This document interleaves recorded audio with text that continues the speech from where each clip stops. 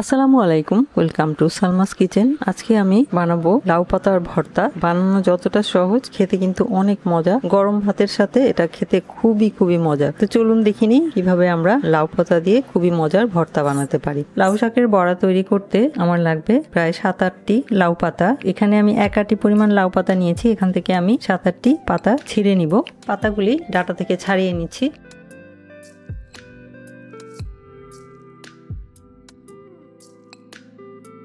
Data থেকে 7-8টি পাতা আমি ছাড়িয়ে নিলাম। এবারে এই যে পাতার সাথে যে ডাটাটা, সেটা আমি এভাবে কেটে বাদ দিয়ে দিব। বাদ দিয়ে এরকম আলাদা করে নিব। এবার এই পাতাগুলো সামনের থেকে অল্প একটু ডাটা নিয়ে এভাবে টান দিলে পাতার ভিতরে যে আঁশগুলো আছে সেগুলো এরকমভাবে বের হয়ে আসে। একইভাবে পেছনটাও এরকমভাবে আমি পাতাগুলি সবগুলো বেছে নিব। এভাবেই আমি পাতাগুলি বেছে নিলাম। এবার ভালো করে পরিষ্কার করে ধুয়ে নিব। পাতাগুলিকে ভালো করে ধুয়ে নিয়েছি পরিষ্কার করে। পাতার মধ্যে কিন্তু অনেক বালু থাকে। 5-6 বার পানি চেঞ্জ করে পাতাগুলিকে একদম পরিষ্কার করে ধুয়ে নিতে হবে। এবার আমি এগুলোকে কেটে নিব। এবার এই পাতাগুলিকে পাতলা পাতলা করে কুচি করে নিব। বাকি যে কয়টা আছে সে কটাও একত্রে করে কুচি করে নিব। কুচি করে নিলে সেদ্ধ করতে সুবিধা আর বাটাবাটি করতেও সুবিধা। পাতাটা কুচি করে নিলাম। এবারে চলে যাব চুলায়। কড়াইতে নিয়ে নিব কেটে নেওয়া লাউ শাক। এবার এর মধ্যে দিয়ে দিব 1 চা চামচের 3 ভাগের 1 ভাগ পরিমাণ লবণ এবং আধা কাপ পরিমাণ পানি। একটু নেড়ে চেড়ে মিলিয়ে নিলাম। এবার ঢাকনা দিয়ে চুলাটা অন করে লাউ পাতাটাকে একদম ভালো করে সেদ্ধ করে নিব। পানিটা একদম শুকিয়ে যাওয়া পর্যন্ত রান্না করে নিব। 5 মিনিট পর বাড়ি থেকে দেখা যাচ্ছে পানিটা শুকিয়ে গেছে। ঢাকনা তুলছি। পানিটা অনেকটাই শুকিয়ে গেছে এবং লাউ পাতাগুলোও ভালো করে সেদ্ধ হয়ে গেছে। এবার একটা কড়াইতে দিয়ে দিব 1 টেবিল চামচ পরিমাণ রান্নার তেল। তেলটা ভালো করে গরম করে নিব। তেল গরম হয়ে গেলে দিয়ে দিব 4টি আস্ত শুকনো মরিচ এবং 4 কোয়া রসুন মাঝখান থেকে চিড়ে। এবার রসুন আর শুকনো মরিচটাকে ভেজে নিব শুকনো মরিচের কালারটা চেঞ্জ হয়ে যাওয়া পর্যন্ত। শুকনো মরিচের কালারটা চেঞ্জ হয়ে গেলে এবং রসুনটা সেদ্ধ হয়ে গেলে এবার তুলে নিব। মরিচ আর রসুন তুলে নিলাম। এ পর্যায়ে দিয়ে দিব 1/3 কাপ পরিমাণ পেঁয়াজ কুচি।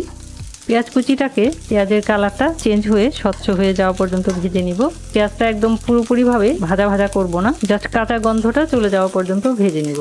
চাইলে আপনারা কাঁচা পেঁয়াজও ব্যবহার করতে পারেন ভর্তার মধ্যে, তবে কাঁচা পেঁয়াজটা দিলে রেখে খাওয়া যায় না। ভর্তাটা এক বেলাতেই শেষ করে ফেলতে হয়, তা না হলে পরের বেলায় পেঁয়াজ নষ্ট হয়ে যায়, তখন আর পরের বেলা ভর্তাটা খাওয়া যায় না। তাই হালকা একটু ভেজে নিলে ভর্তাটা একটু 1-2 বেলা রেখে খাওয়া যায়।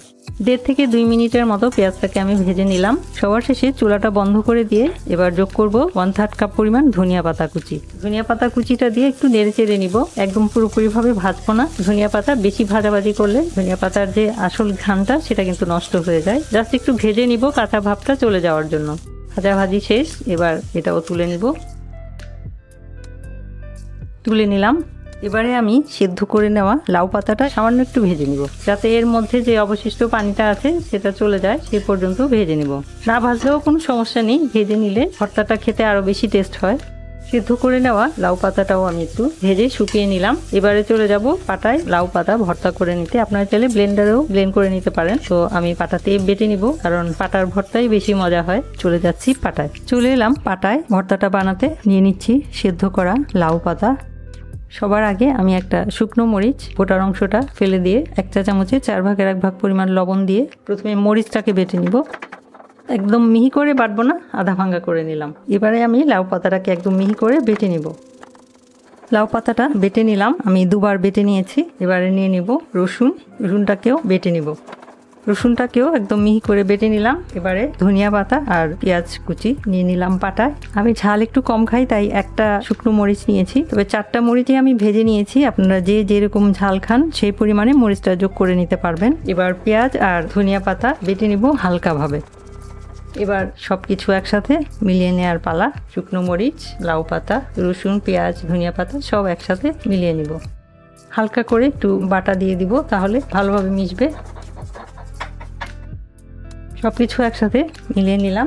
এবারে যোগ করব সরিষার তেল 1 চা চামচ পরিমাণ। মিলিয়ে নিব। বাস, আমার ভর্তা রেডি। এবারে পরিবেশনের পালা। তৈরি হয়ে গেল খুবই সাধারণ একটা রেসিপি, লাউ পাতার ভর্তা, কিন্তু এত বেশি মজা হয় যে এক প্লেট ভাত নিমেষেই একদম পেট ভরে এই লাউ পাতার ভর্তা দিয়েই ভাত খাওয়া যায়। যখন কোনো কিছু খেতে ভালো লাগে না তখন ইচ্ছে করলে এই ভর্তাটা আপনারা তৈরি করে ভাত খেতে পারেন। আশা করছি ভালো লাগবে। ভিডিওটি দেখার জন্য এবং এতক্ষণ সাথে থাকার জন্য অসংখ্য ধন্যবাদ। সবাই খুব ভালো থাকবেন, আমার আর আমার পরিবারের জন্য দোয়া করবেন। আল্লাহ হাফেজ।